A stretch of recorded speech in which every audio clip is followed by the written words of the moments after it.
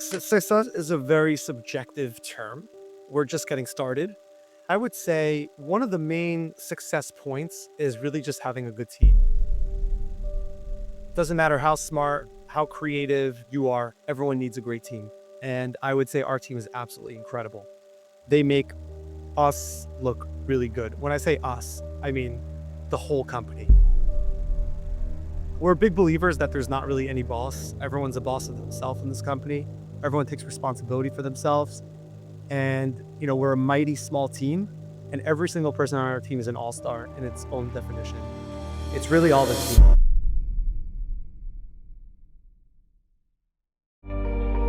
This podcast is brought to you by Penji.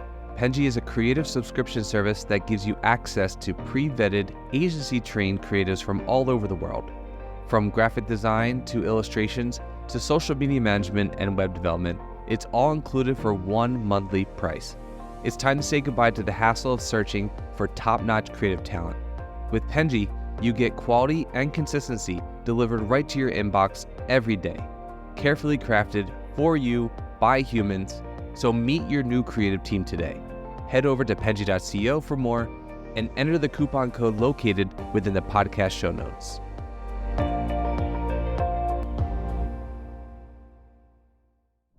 Hello, everyone, and welcome to the Fully Managed by Penji podcast, the podcast where we discuss marketing and business tips to help assist you on your business journey. I'm your host, Shannon, Penji's partnership coordinator, and I'm joined here today with Ike Ben-Simon from Merch.com. Thank you so much for joining me today. Pleasure's all mine. Thanks for having me. Of course. Thank you for coming on again. And so I wanted to start with you, explaining who you are, how you got here, and a lot about your business, like how it got to this point, or what you enjoy about it, and just a little synopsis. Absolutely. So I'm Mikey. I'm one of the co-founders at Merch.com. We were previously Sacatel. I started off in the world of investment banking. Did that for a few years. Moved on to private wealth. Kind of hated my life. I remember that I've always double majored in college, financial economics, so check that off. And then I was able to recreate my own major, which was entrepreneurship. And I thought this was the perfect time to start my own business. Thought a lot about what I would do. There's a few things that was really important for me. One, that I could do it anywhere in the world. Two, that there's no creative destruction. So it's not something like a technology that after 3 years, something sweeps it away. And then the last thing is that you can work with almost any type of company around the globe. And Sacatel seemed to hit almost all of those checks. Sacatel was a supplier of custom bags, Lululemon, Alo Yoga, think like that. Saw how powerful, shopping bags can become for brands, acting as like a walking billboard for companies.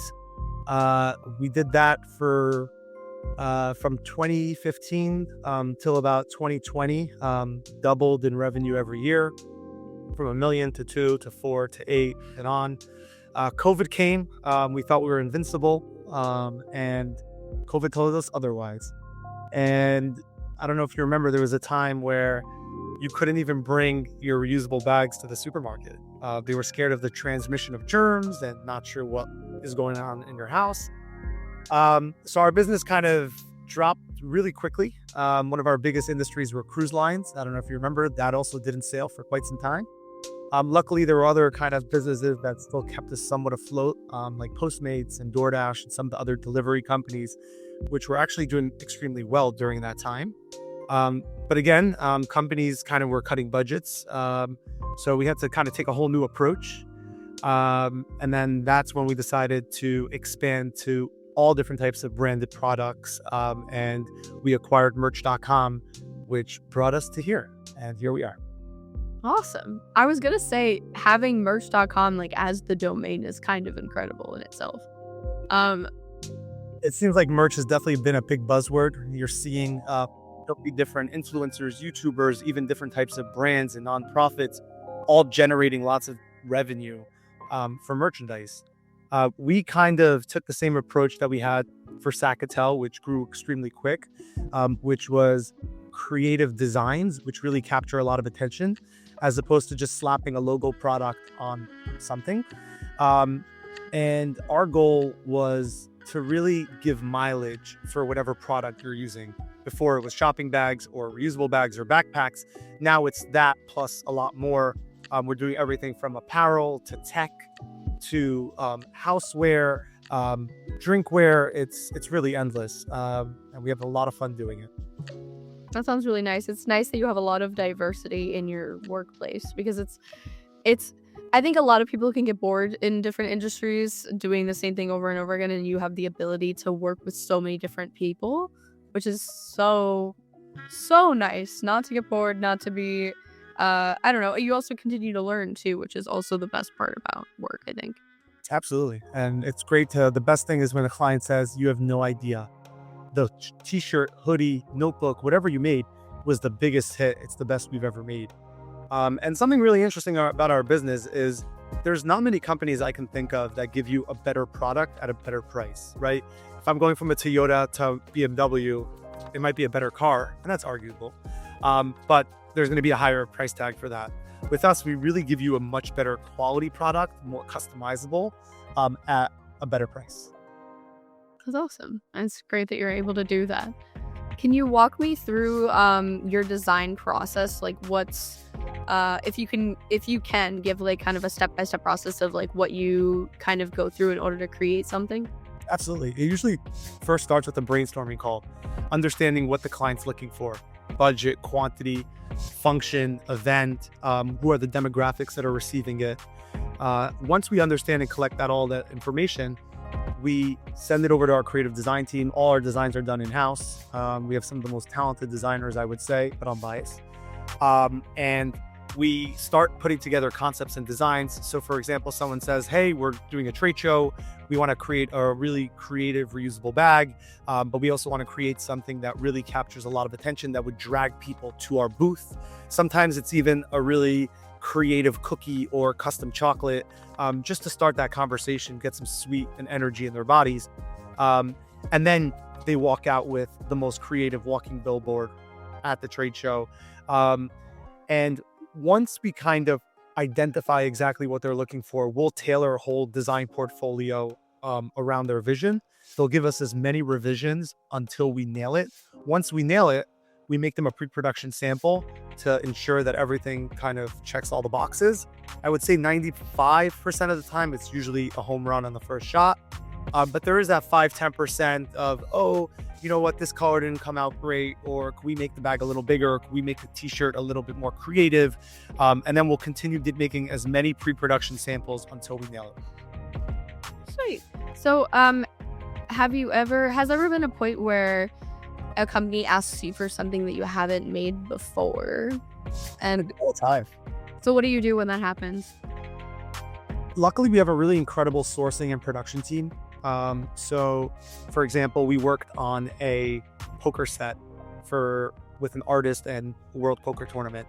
And I've never made a poker set out of acrylic and glass with custom shapes. But, took a couple samples, couple reiterations, and we nailed it. So it kind of shows you that anything is possible. You just have to know how to dig, how to explore, and no is just an opinion. I think that's great. Do you have a favorite product that you've made before? There's too many. It's really hard. So that really stands out, like super unique, something I would say beyond belief. I'm a big fan of tech products, especially in the 21st century. Everything we seem to be touching, seeing, looking, feeling is all within the world of technology. I would say that we're a few steps ahead of the competition. So we're, when we're looking at specific tech products, we're looking at something that will last for a few years, right? There's so many different products that come out. They used to be cool yesterday, but tomorrow it's not. And I think it's really important to identify the right products that people are going to want to keep on their desk. People are going to want to keep in their car and their home. And just kind of going back to the bag thing, just because that's kind of where we started, people are constantly getting shopping bags, reusable bags, wherever it is. But how do you incentivize that person to carry your bag around? Take their gym to the clothing with it. Take their lunch to work with it. Go to the supermarket and be a little bit more eco-friendly and not take, the paper bags or the plastic bags.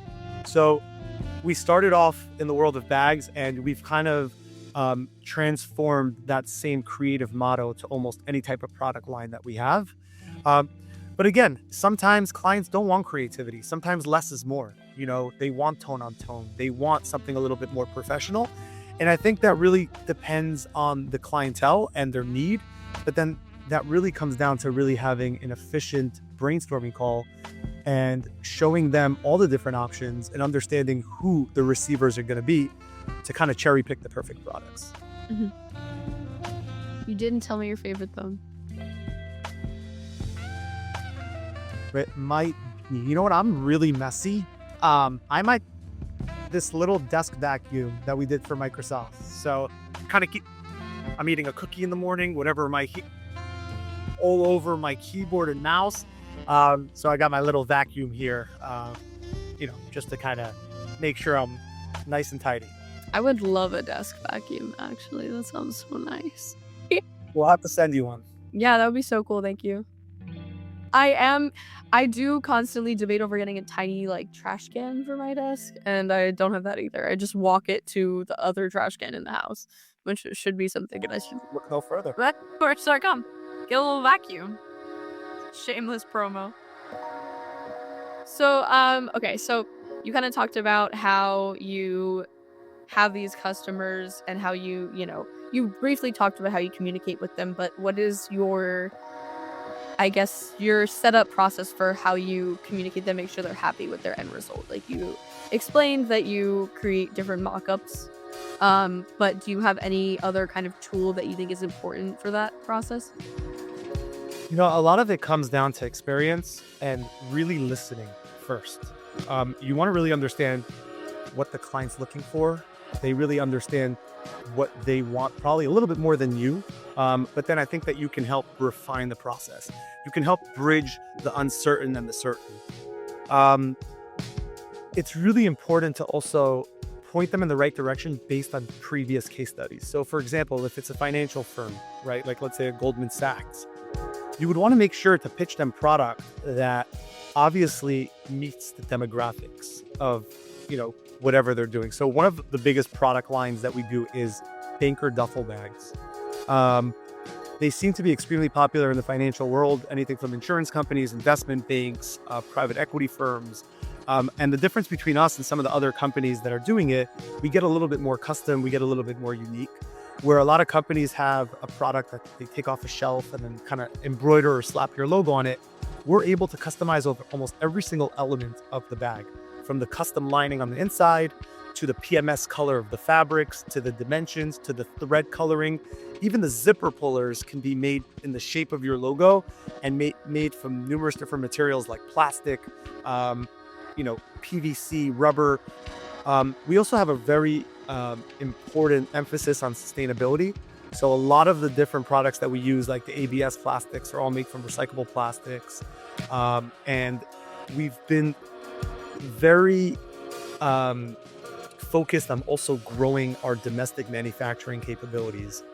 I remember pre-COVID when people told us it was impossible, it's too sophisticated, it's going to be a little bit too expensive. We figured out ways on a really creative assembly line where maybe things are not all produced under one roof, but it almost goes from different locations based on people's expertise, where we really created the impossible to be possible. So again, just kind of going back on the product side, I think it's extremely important that you're able to be extremely transparent with the client and kind of really show them what was successful in the past and what wasn't successful. And if it wasn't successful, explaining why, and maybe finding solutions of how you can maybe make it successful. So it really depends on the client. Every client is different. Every need is different. And it all comes down to listening and then being a problem solver. And again, this goes back to no just being an opinion. Yeah, I think it's really important to listen to the customer. I think a lot of people will, yes, they'll want to have a client-centered approach, but they also think they know best because they're in the field that they are in. And I think it's really important to listen to the client, whether you think you know best or not. I talk to a lot of marketing professionals that are doing SEO work and different things like that, and they'll assume something about a company where they'll want to be known for a certain keyword or be looked up for a certain keyword, and they try to get traffic for that keyword, but then they realize that this isn't the ideal keyword that this client wants. Like they don't want to be looked up for this that's associated with their brand. They know that they'll get more clients in if they're associated with this other keyword that may not be associated or may not seem to be associated with what they're doing. And I think that, like, you can do your job really well, but the client is in their own world too, more than you are. And just to kind of add on what I said, I think another really important thing is retention. Making sure that after the product is delivered, following up with them, understanding what worked well, what didn't work well, and how can we fix anything that potentially wasn't as perfect in the future. And that's so important. Customers are so happy to hear from you when it's not just, hey, do you have a reorder, but more, how did the project go? Was there anything that you wished could have been done better in a perfect world? And I think that is the key, is really showing them that it's not just about the business, but it's more so about how did we make you feel? Did you look like a star? And how do we perfect it and make it even better in the future? I definitely agree with that. That's something that we're also in the business of design, and that's something that we're trying to get even better at over time, because even we have like a feedback form for people to fill out as soon as the design is ready. But we wanted to follow up and get even better with doing that, where like, if they weren't completely satisfied, can we talk to you why? Like, we'd love to do something better for you, or we'd love to continue to edit it or work on that. Because I think like you grow as an agency or a business by learning from your clientele, because you're catering to them. So obviously you need to create something that's going to be like making them happy repetitively. And there's it can be an adjustment. Like, you might not be able to do everything that you want in the beginning, or maybe you just don't think of some things. And and you just need to listen to your clients, because they know best. They're the reason you're here. So you need to be able to do what they want. Absolutely. And sometimes they're planning for a specific event and things don't go as planned, as always, unfortunately. And sometimes fortunately, and I think that sometimes if it doesn't go as planned, even if you made a perfect product, it's important to hear them out. So in the future, you can plan for these things. Yeah, exactly. Yeah, I like how you said things will go according to plan, sometimes good, sometimes bad. I don't know. Sometimes it's, sometimes something doesn't go your way, but you learn a lot from it. And that's always something that's important. It doesn't, it might suck, you might lose some money or something, but you can avoid doing that in the future. And that's just as important. Absolutely. Totally agree with that. So you have kind of emerged as this like very big popular business. I was wondering kind of how you were able to grow it to this point. Like, what kind of things led you up to here? I know that COVID has been and you even discussed it, has been kind of a detriment for a lot of businesses. How are you able to kind of get to be this successful? I would say success is a very subjective term. We're just getting started. But I would say one of the main success points is really just having a good team. Doesn't matter how smart, how creative you are, everyone needs a great team. And I would say our team is absolutely incredible. They make us look really good. When I say us, I mean the whole company. We're big believers that there's not really any boss. Everyone's a boss of themselves in this company. Everyone takes responsibility for themselves. And, we're a mighty small team, and every single person on our team is an all-star in its own definition. And it's really all the team. You could have the most incredible technology ever, but if you don't have people tweaking it and advancing it and always refining the process, you're going to fall back. And if you think about any company out there, it's not the founder, it's the people that are within the company that the founder and his team brought on. So I'm a very big believer, you can be the best general, but you need a good army. I definitely resonate with that. I actually talked to a woman on this podcast previously. Her name is Melissa Rosenthal. She was um, a big kind of pioneer almost for how popular BuzzFeed is right now, and it was very incredible to talk to her. But she notably would talk about how important it is to have a good team. She even said this was the most wholesome thing I've ever heard anyone talk about, is that she would get success dreams where like everyone from her team was like, they'd like finish a project that was really hard and difficult, and they're just celebrating that project. And I thought that was the sweetest thing ever. I wish I had dreams like that. Like actual dreams at night. Yeah, when you're a co-founder and running a company, you have to remember that your employees are an extension of your family. And I always say this, but it's so important to also give constructive criticism, but at the same time, also give credit where credit is due. Even if it's small or large or in between, people really appreciate a nice comment. Like, you're working really hard, and don't think we don't see that. And it's always important to reciprocate value. And I'm a big believer in, if someone comes to me and says, how can I be valuable for you? I mean, the biggest thing is, first, focus on what you really want to do. And if you have really big goals and really big dreams, and you have the best interest for everyone in mind, it's only going to come back in a boomerang and benefit you as well. And again, it goes in both ways. When someone's not doing something so right, there's also a right way to approach. But when someone's doing right, pump them up and talk to them about it, because then you know what? They're going to come back 10 times harder. I definitely like that a lot. I think that a good work dynamic is really important for success between people, because like people are going to do their best work because they want to, not when they don't. And they have to be motivated by not only in the environment, but what they're doing. If you ever gone to Trader Joe's, you see every single employee that's there is just always happy. They always want to be there. And they asked the CEO once, why? And it's very simple. Because you're getting paid anyhow to be here. You might as well just make it an incredible experience for yourself. And I'm a big believer in that. You're here. Everyone's replaceable in a way. And everyone, if you really put your mind to it, you can get any opportunity you want. So if you're here, capitalize. And I think that when people really have that psychology, the sky's the limit, and it creates a really incredible ambiance within the company.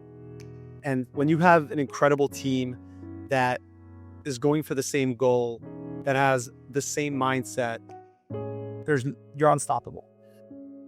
Yeah, I definitely agree. So say, speaking of team, so say you're working on something that's kind of difficult or new. How do you have this balance between making your customer happy, but also not overworking your team?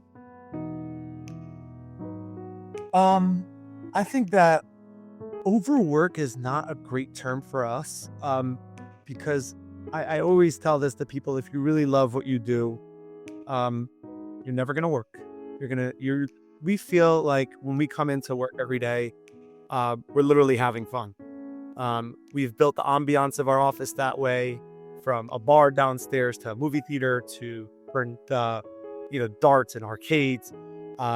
And it really creates an incredible ambiance where people are like, I'm not coming to work. I'm coming to actually create something amazing. And this is for the company, but also for their personal life.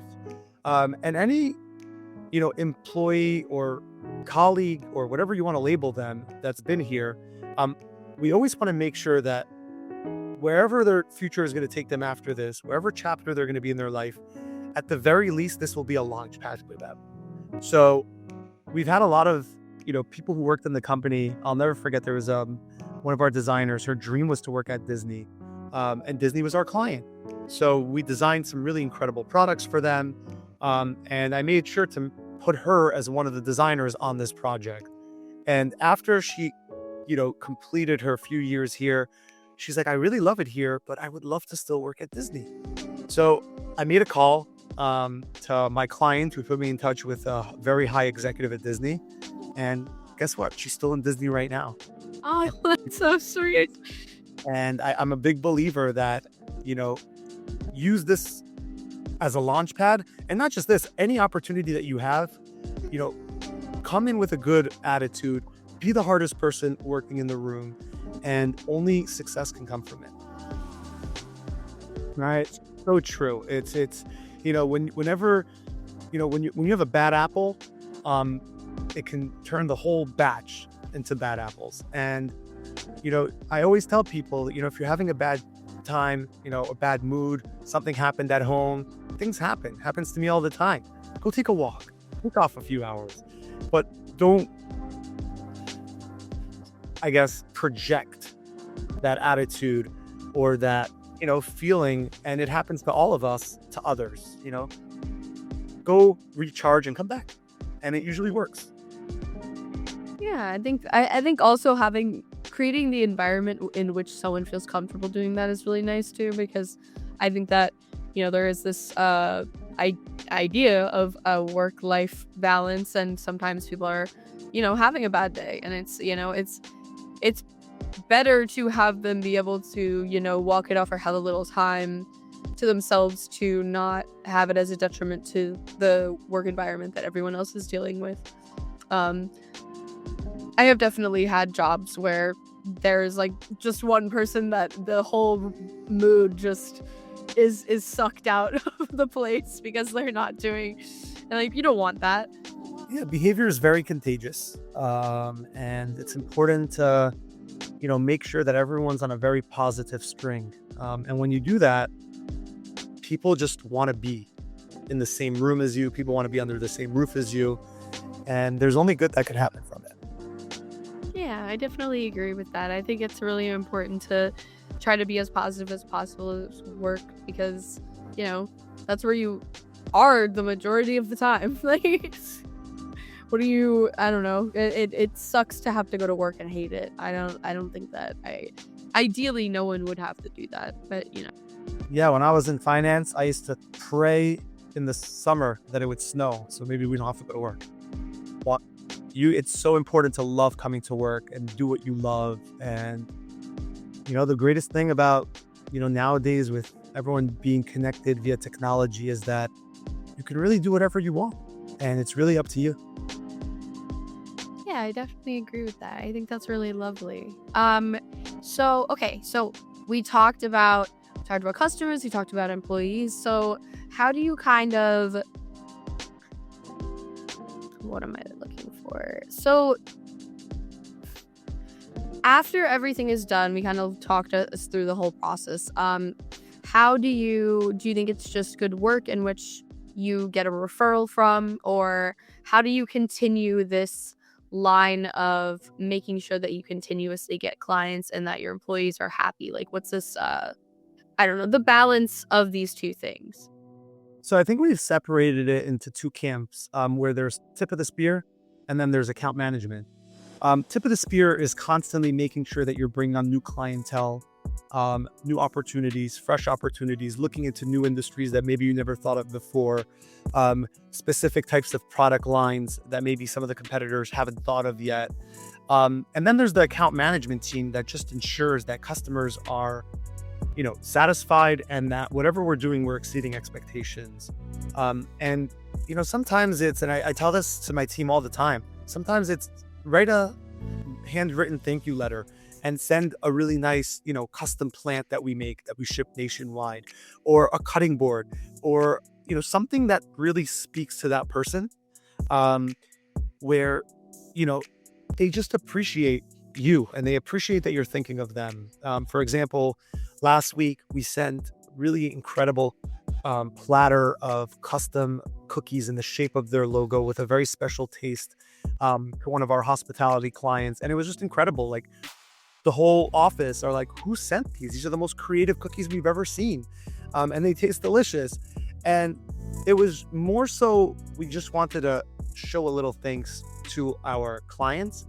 But at the same time, guess what? Now they saw this product line. They're going to have a function. They're going to have an event. Who are they going to call for custom cookies? That's a great idea. Yeah, I think it's really nice to be able to, you can showcase your work, but you can also do something nice for someone at the same time, and that's that's one of the best promos to do.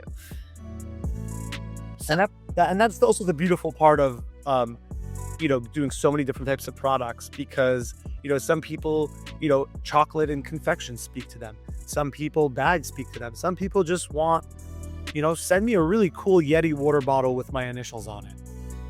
So it's just kind of all over the place. Yeah, you just got to know the person that you're giving it to. There you go. So, okay, my last question for you, and I just thought this would be kind of like a fun little thing.